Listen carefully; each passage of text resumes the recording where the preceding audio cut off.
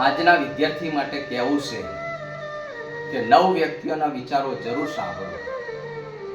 સવજીભાઈ ધોળકિયા સાહેબ, સોનુ શર્મા સાહેબ, પારસ પારધની સાહેબ, હર્ષ વર્ધન જૈન સાહેબ, વિકાસ દેવ્ય કીર્તિ સાહેબ, સંજય રાવલ સાહેબ, સફીન હસન સાહેબ, કુમાર વિશ્વાસ સાહેબ અને ખાન સાહેબ.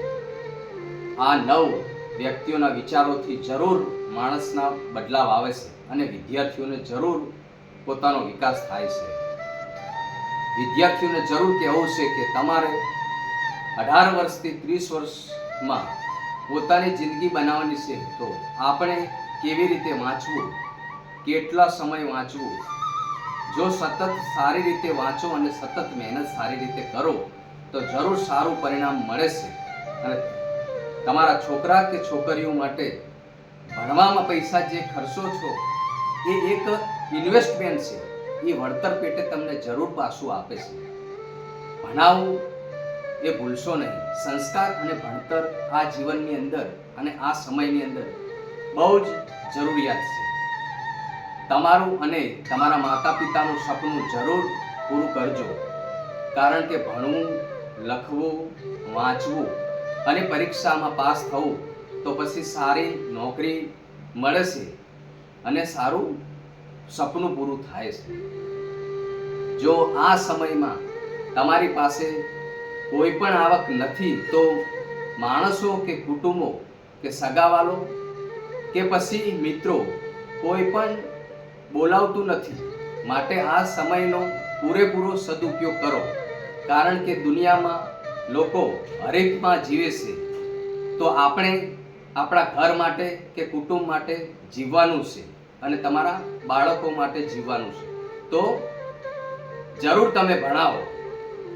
હે મારી માતાઓ, હે દાદા દાદીઓ, હે વાલા ભાઈ બહેનો, આ જગતમાં મનુષ્ય જન્મ મળ્યો છે તો આ જન્મનો સમયનો સદુપયોગ કરો.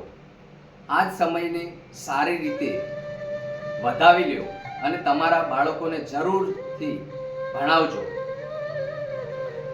જીવનમાં ભણવાની સાથે સાથે બાળકને પૂજા પાઠ, પ્રાર્થના, આરતી જરૂરથી શીખવાડજો અને સારા સંસ્કાર આપવાના, જેથી કરીને બાળકને મોટી હિંમત પણ થાય અને ત્યારે તે નાસીપાસ પણ ના થાય.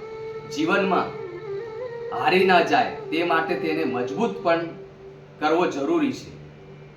કોઈ ભણી ગણીને સાહેબ બને અને સારી નોકરી મેળવે, કોઈ ડૉક્ટર બને, કોઈ સારા વકીલ બને, કોઈ સારા મામલતદાર બને, કોઈ સારા કલેક્ટર બને કે કોઈ સારા શિક્ષક, આર્મી, પોલીસ કે પ્રોફેસર, કોઈ પણ સારી નોકરી મળે.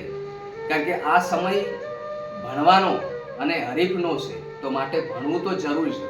જો શિક્ષણ નહીં હોય અને સંસ્કાર નહીં હોય તો તમારે આ સમયમાં માર્કેટમાં ઊભું રહેવું કે આ સમયની અંદર, આ જમાનાની અંદર ઊભું રહેવું બહુ જ કઠિન છે.